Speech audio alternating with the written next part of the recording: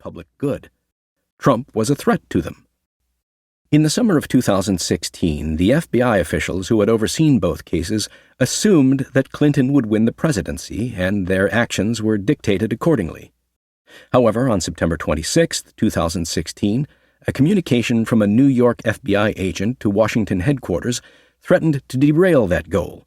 Hundreds of thousands of emails had been discovered on the laptop of former Representative Anthony Weiner, who was married to Clinton's close aide, Huma Abedin.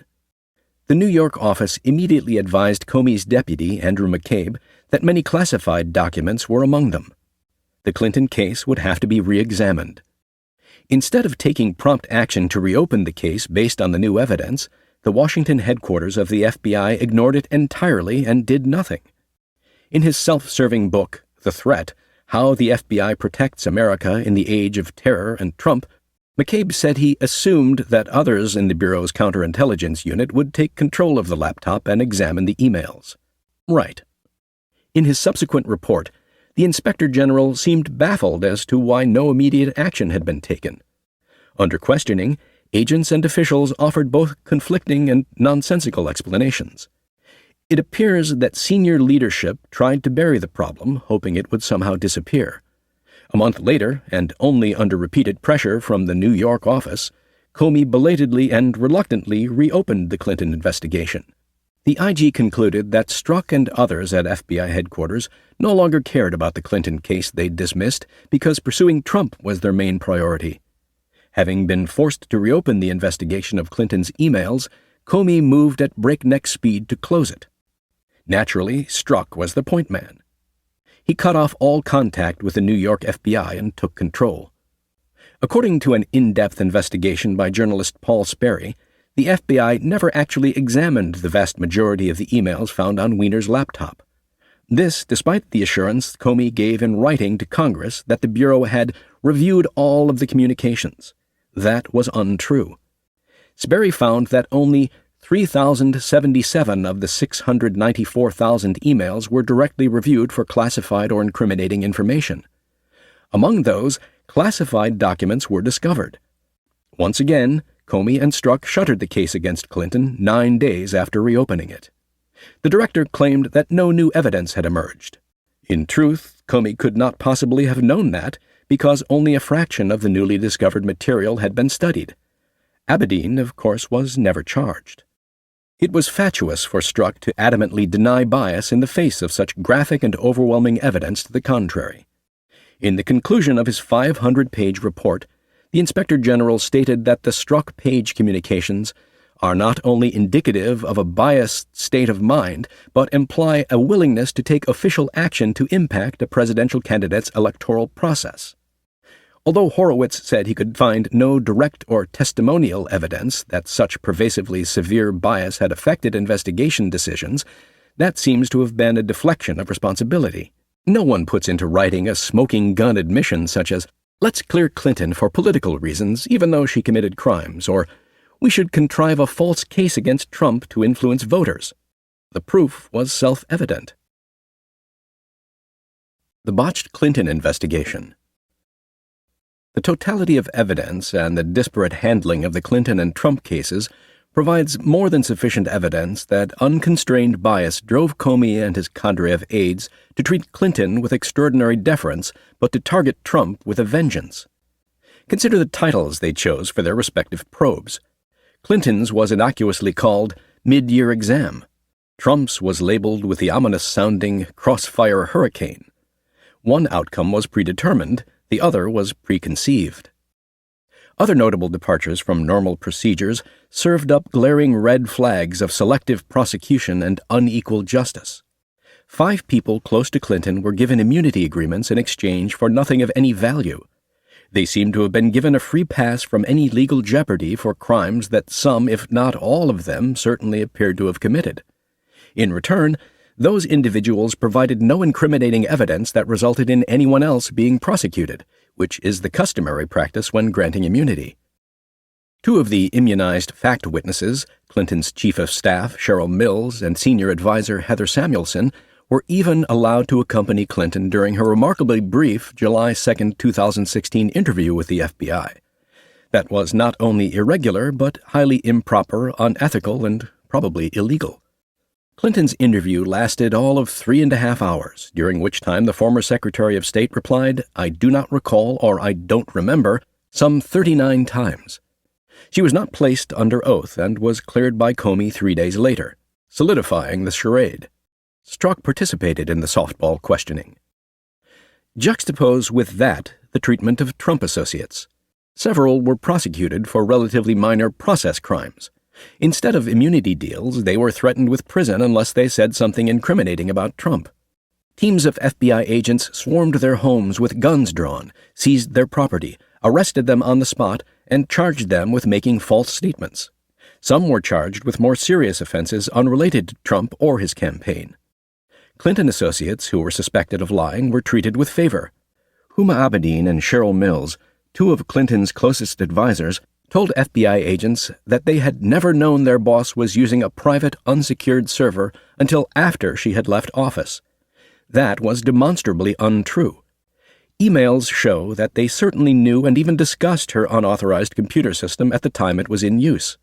Justin Cooper, Clinton's technology expert who set up her secret server, testified that Abedin had approached him to do the work and helped him create the system.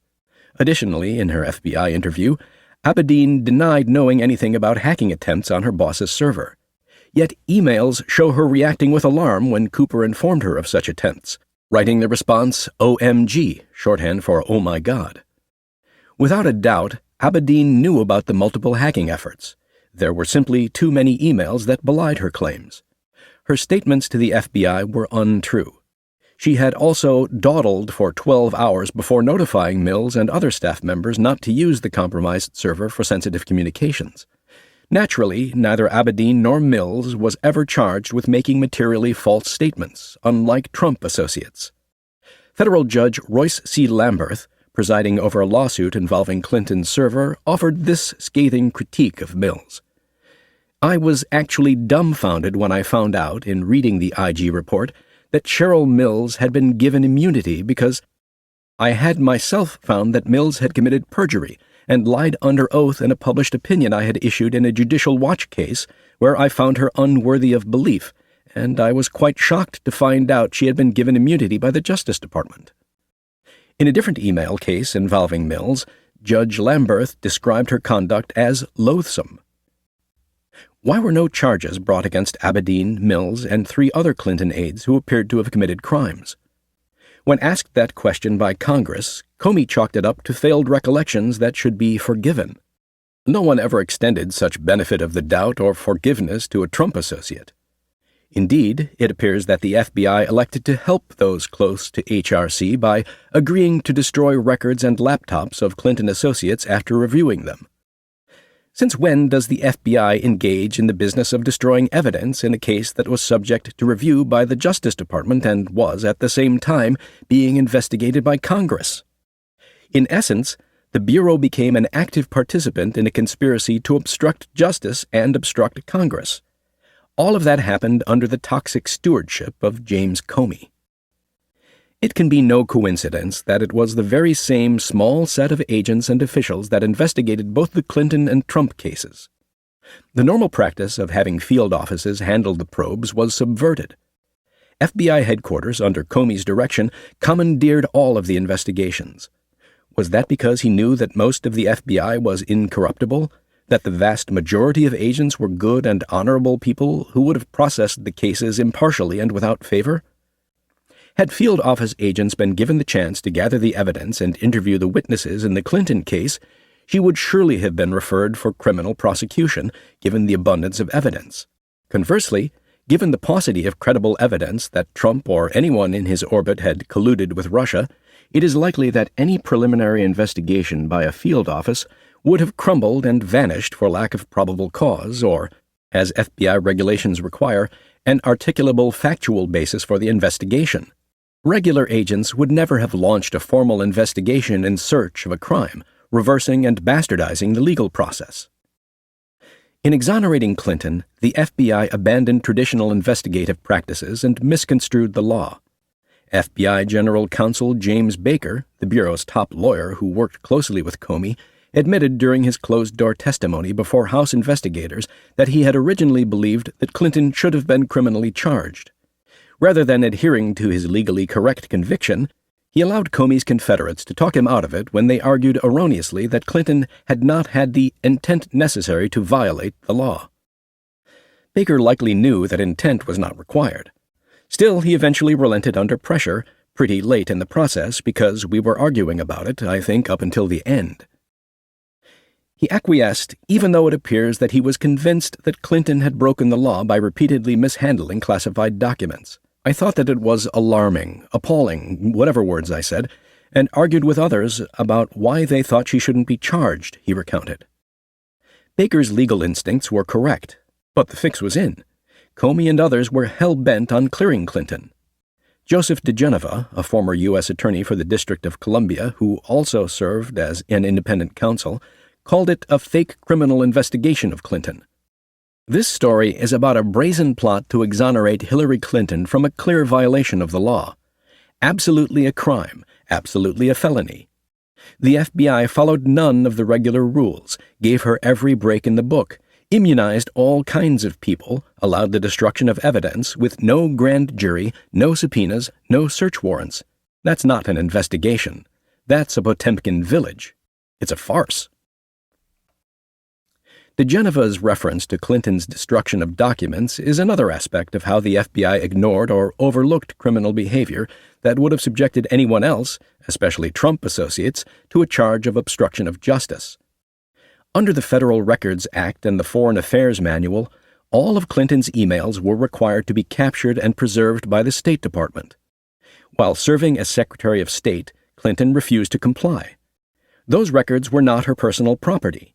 Every single one of her work-related emails was owned by the U.S. government as an official federal record. In fundamental terms, Clinton was stealing government documents. Converting such records for personal use is a felony under 18 U.S.C. Section 641. It's called theft. More than a year after she left office, Congress learned that Clinton's State Department email account was empty.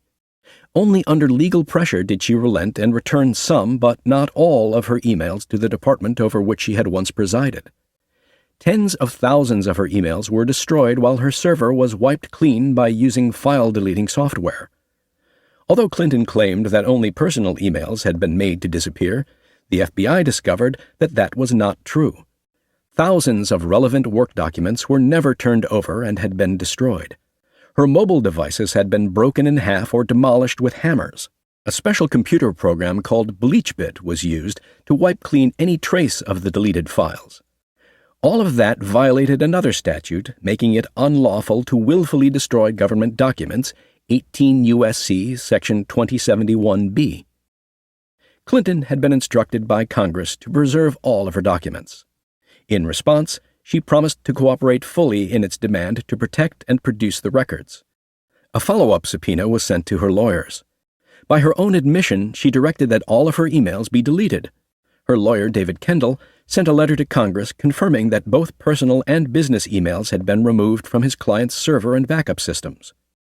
Destroying documents under those circumstances creates a convincing case of obstruction of justice, which makes it a crime to act corruptly by withholding, concealing, altering, or destroying a document or other information in a congressional investigation.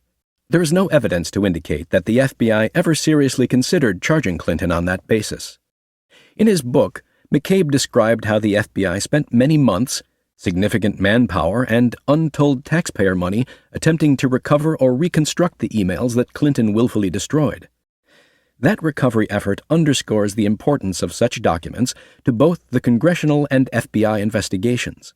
Yet McCabe never bothered to mention that the deliberate destruction of evidence almost surely constituted obstruction of justice.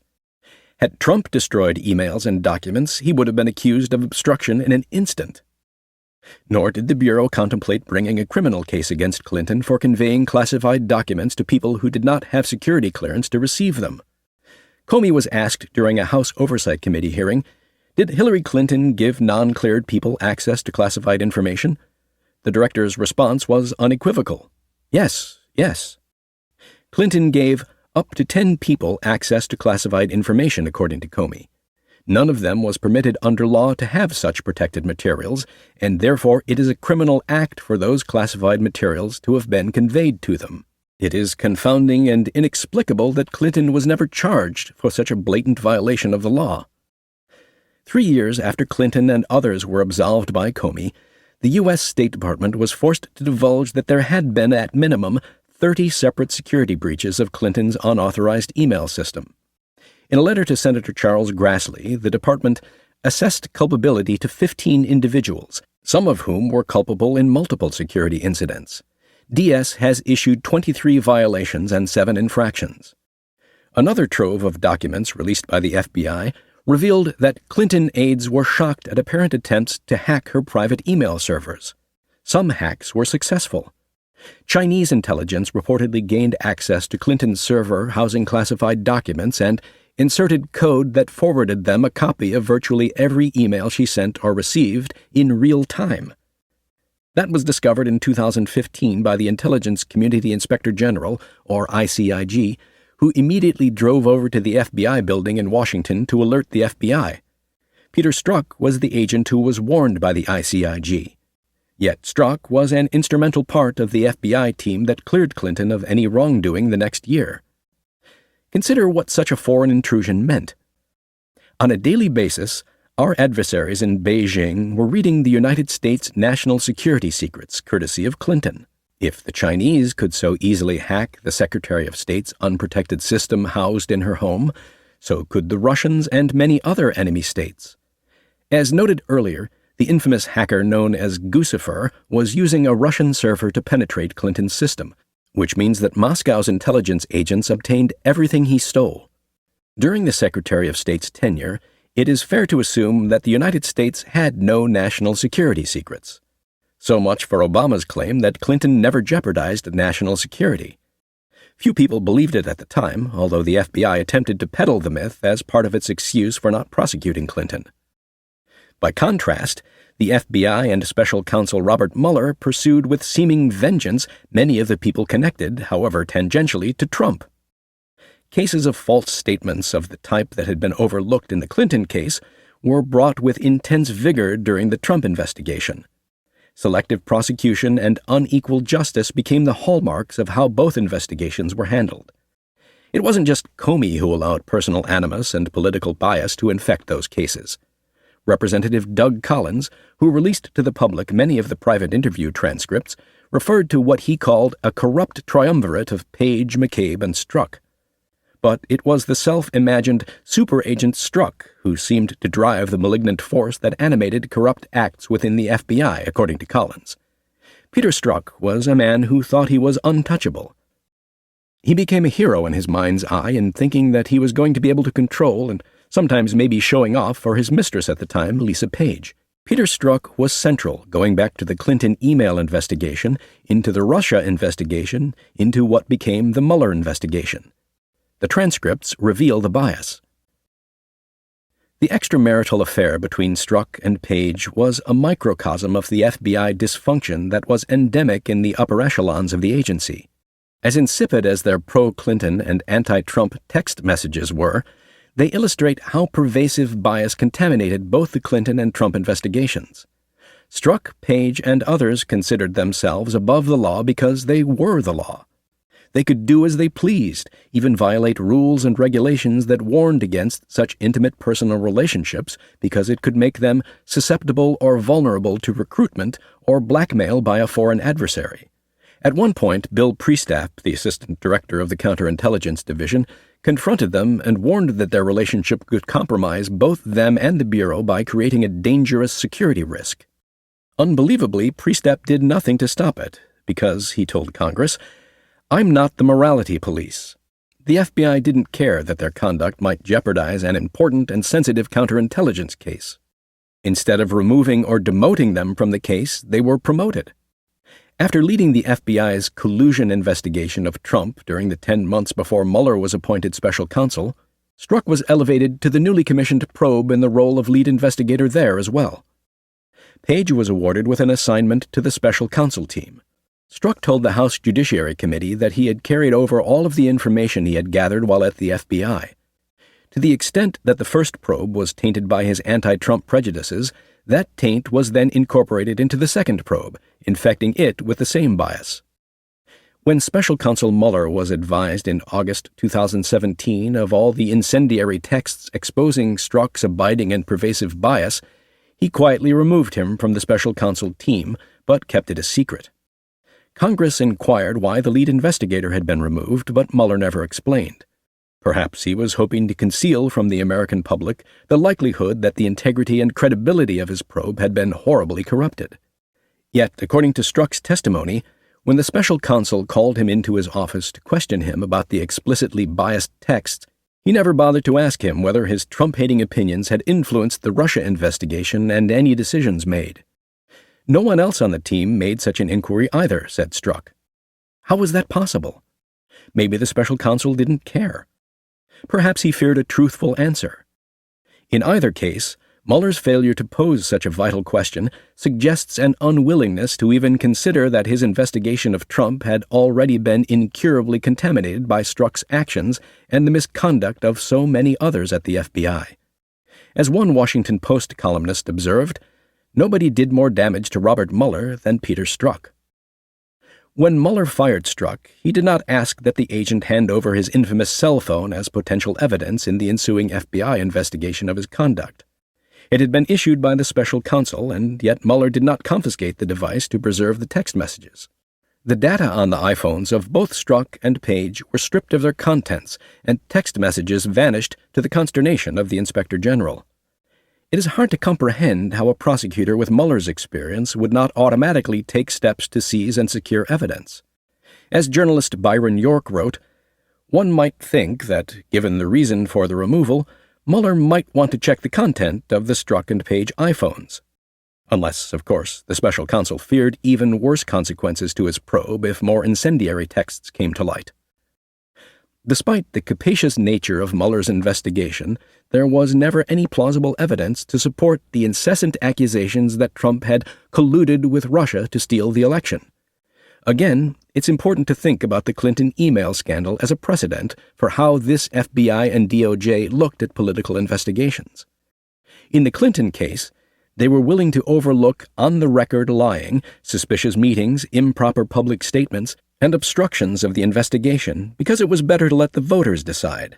They did so despite the fact that crimes had clearly been committed. So how did the same group of people start the Trump case with no evidence of a crime and then convince the country an unparalleled investigation was necessary? Attorney General Barr said it best when he observed, "Mueller has spent 2.5 years, and the fact is there is no evidence of a conspiracy. So it was bogus. This whole idea that Trump was in cahoots with the Russians is bogus."